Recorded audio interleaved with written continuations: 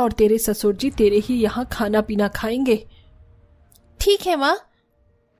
अरे नहीं, बड़ी मुश्किल से मैंने अपनी फेवरेट ड्रेस को खरीदने के लिए पैसे बचाए थे, अब माँ बाबा के खाने में उन्हें डालना पड़ेगा। मैं तो बुरी फंसी। किस सोच में पड़ गई बहू?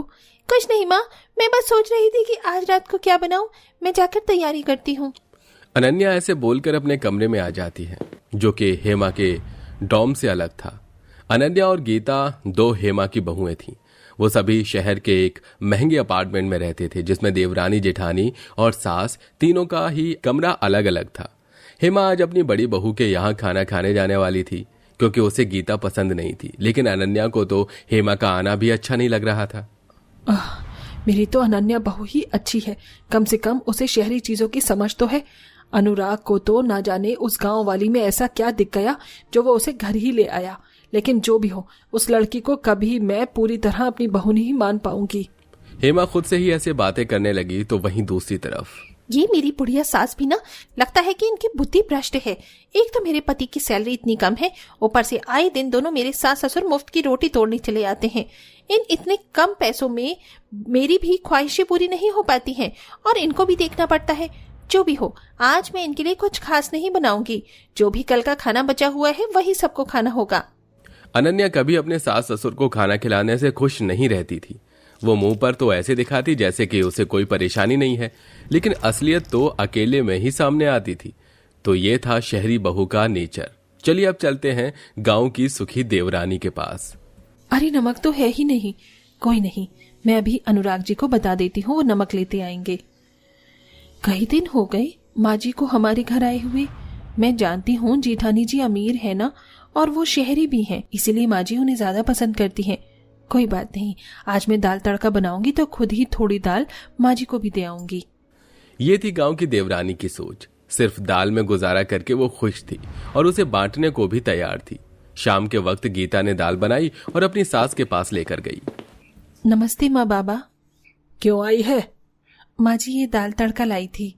अच्छा यहीं रख दे, अब तो इसे कल ही खाएंगे।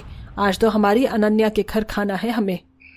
अच्छा माँ जी, बाबा जी कभी मेरे यहाँ भी अपने पाव लेकर आ जाना। हाँ हाँ देखेंगे। हेमा ने ऐसे बोलकर गीता को वापस भेज दिया। गीता अच्छी बहू थी जो मेहमानों को भगवान समझती थी, लेकिन सिर्फ गांव की होने की वजह से उसे कोई पसंद नहीं करता था। वहीं शहरी जेठानी चंट और चालाक थी। वो अपना दुख और आलस कभी दिखाती नहीं थी, लेकिन उसे घर में किसी का आना जाना पसंद नहीं था। ऐसे ही सिलसिला जारी था और एक रोज अनन्या अपने पति से लड़ रही थी। मैं कुछ नहीं जानती हूँ मोहित, आज के दौर में हर कोई अपनी ख्वाहिशों को पूरा कर लेता है। मेरी सहेलियां दूर दूर घूमने जाती हैं, महंगा महंगा सामान खरीदती हैं और फिर मुझे जलाती हैं। मैं भी महंगी चीजें खरीदना चाहती हूँ, घूमने जाना चाहती हूँ। अनन्या, तुम्हारी सहेलियां बड़ी बिजनेसमैन की पत्नियां हैं। मैं इतना अमीर नहीं हूँ जो तुम्हारे ऐसे शौकों को पूरा कर सकूं। मैं जितना कमा रहा हूँ तुम उसमें खुश क्यों नहीं रहती हो? आप कमाते ही क्या हो जो मैं उसमें खुश रहूं? इतनी छोटी सी तो सैलरी है आपकी, उसमें भी आए दिन आपकी माँ बहन घर आती रहती है। मैं तो थक गई हूँ अब इस सब से। हे भगवान, देखो अनन्या, मेरी सैलरी को छोटा कहने से पहले एक बार ये सोच कर देखो कि मैं उसे कमाता कैसे हूँ। और दूसरी बात, मेरी सैलरी पर जितना हक तुम्हारा है उतना ही मेरी माँ, बहन और बाबा का भी है। इसलिए तुम्हें ऐसे दुखी रहने की जरूरत नहीं है।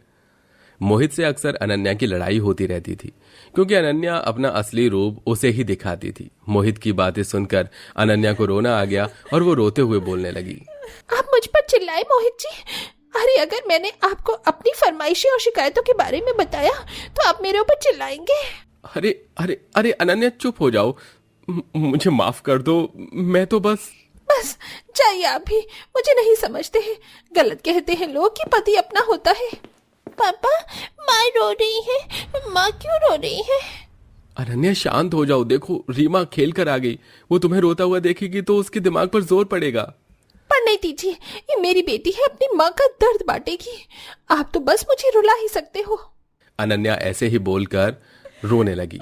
एक तरफ ये सब चल रहा था तो वहीं दूसरी ओर, अरे नहीं, राशन तो खत्म होने वाला है और अभी तो अनुराग जी की तनख्वाह मिलने में भी समय है।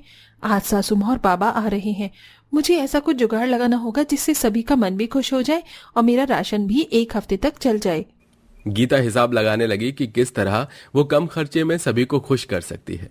गीता के पति का काम मोहित जितना अच्छा नहीं था, वो कम ही कमाता था, लेकिन गीता ने कभी भी उससे इस बात की शिकायत नहीं की थी। गीता के सास ससुर आज उसी के यहाँ खाना खाने आने वाले थे, इसीलिए उसने उनको खुश करने के लिए खाना बनाया।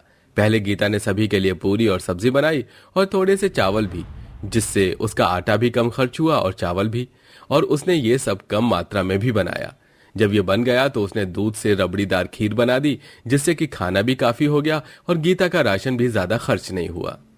अरे वाह, कितनी अच्छी और रबड़ीदार खीर बनी है। आज तो माँ बाबा मुझसे खुश हो जाएंगे। गीता काफी खुश थी। कुछ ही देर के बाद उसके सास ससुर घर आ गए और गीता उनकी सेवा में लग गई। उसने सभी काम अच्छे से किए, लेकिन फिर भी उसके सास ससुर ने उसे अनन्या का ताना दे ही दिया। बहुत सारा घर तूने फैलाया हुआ है। अगर आज मैं अनन्या के यहाँ जाती ना तो उसका घर मुझे शीशे की तरह चमकता हुआ मिलता। हेमा की बात पर गीता कुछ नहीं बोल पाई। हेमा वहां से खा पी कर चली गई, जिसके बाद